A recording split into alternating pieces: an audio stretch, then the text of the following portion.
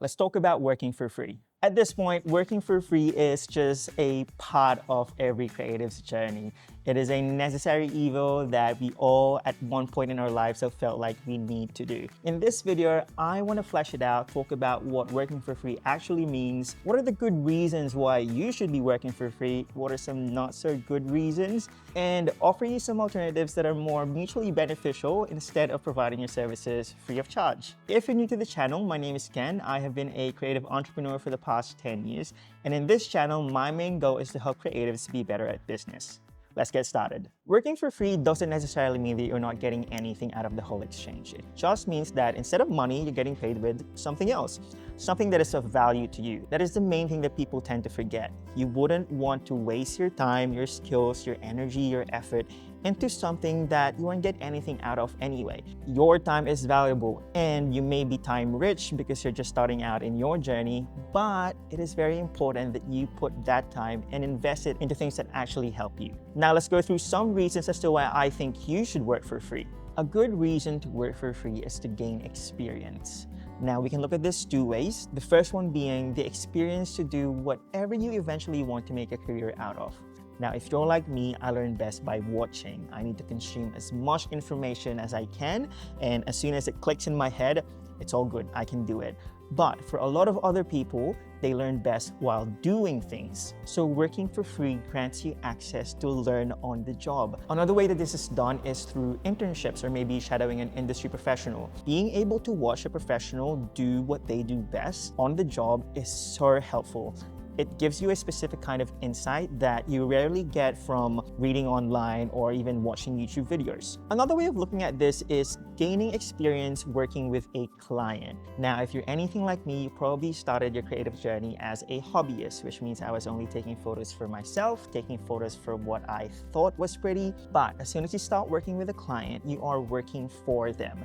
It takes a little bit of getting used to, but it's such a different way of thinking. You have to consider what is best for them, not just what you think is good. For that reason, I think working for free can allow you to slowly ease your way in, learning how to deal with a client without having to worry about the potential guilt that you may feel because they're paying you money for your services.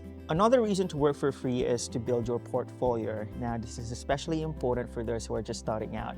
Maybe have very little or have no proof that you are capable of what you're claiming you can do. For this, you can approach a potential client and offer your services for free.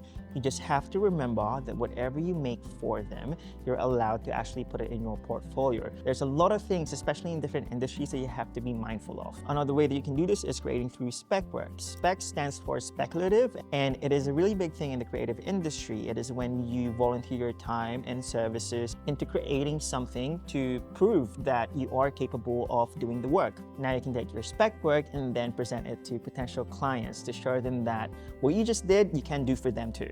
Now you may have a portfolio ready, but you might want to try something new, a new technique, or maybe something that's trendy. Working for free allows you to make mistakes because the stakes are definitely lower, which then allows you to be able to experiment and actually try out new things without having to worry about clients potentially not liking the work. Another good reason to work for free is to give back. Regardless of where you are in your creative journey, whether you're just starting out or you've been an industry professional for the longest time, it is such a good feeling to be able to donate your services for such a good cause. Aside from feeling good about yourself and knowing that you've helped others, this is actually a great way to be able to gain experience and to build portfolio as well. If you're going to offer your services for free anyway, might as well give it to something or someone who will benefit the most from not having to spend any money. Nowadays, this is the only reason why I would offer my services for free. Now, let's look at some not so good reasons as to why someone would choose to work for free. Not so good reason number one, exposure.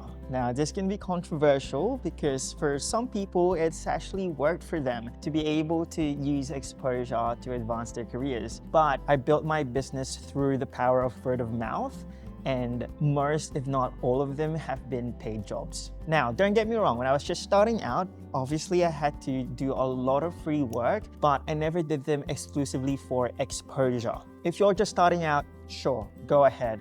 As long as that job can also provide you the experience that you might need and something that you can also put in your portfolio. Now you might say, well, they really have so many followers or they have so much clout. Look, just make sure that you're getting something more than just the exposure. And also, if they have that many followers, they should be able to pay you.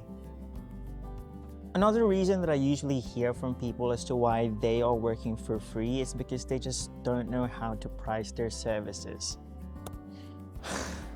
Look, if you're really struggling with pricing, I implore you to connect with someone who's been doing this professionally. More often than not, people are more than happy to help. Please reach out to someone, an industry professional or someone who may be a couple of steps in front of where you are now, and just ask for advice. See if you can shout them coffee in exchange of just having a conversation. You have no idea how many paid jobs I've been able to get just through reaching out to people. Lastly, and I know that this one may hit too close to home for a lot of you, is that you don't think you're good enough. I'm very thankful that I have an ego the size of a cruise ship, and I never had to worry about feeling like I deserve to be paid for the work that I do. But I have met so many creatives, both young and even those who have been in the game for a long time, who still feel like they're not good enough, that whatever they do is not worthy of getting paid. Let's forget whether you're good or bad at your job whatsoever. Your time is valuable. There's not a single job in the world where you don't get paid for your time unless you're a slave.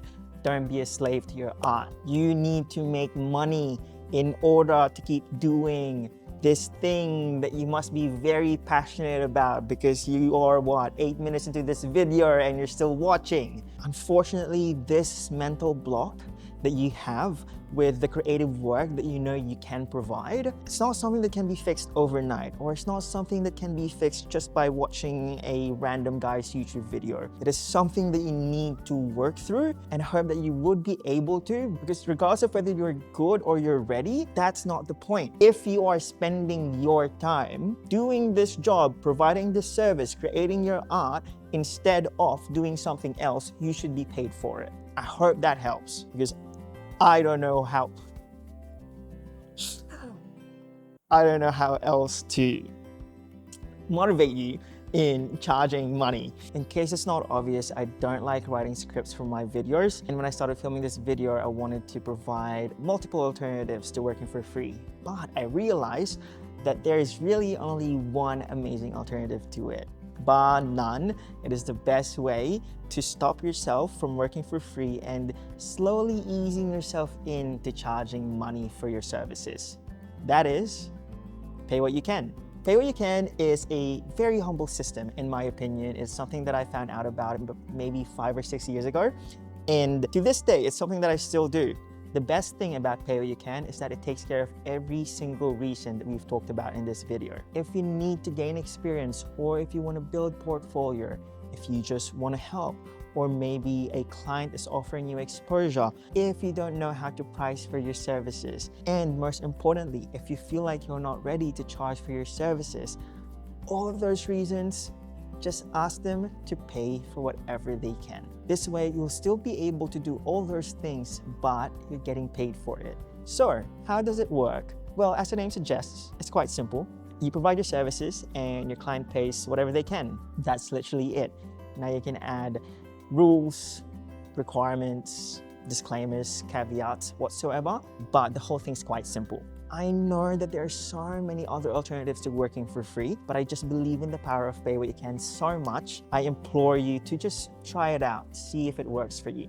Now, this video has gone on for too long. I've talked about a lot of things. If there's only one thing that I want you to remember to get out of this, it is this. Your time is valuable, and if you're not getting paid money, please make sure that you are getting paid for something that is of value to you. Whatever that thing is, as long as you find value in it, then it's all good. And hopefully, eventually, be able to gain enough experience to build your portfolio and have enough courage to charge money for your time and your services, because you're worth it. Again, my name is Ken. Remember, what you do today matters. Bye.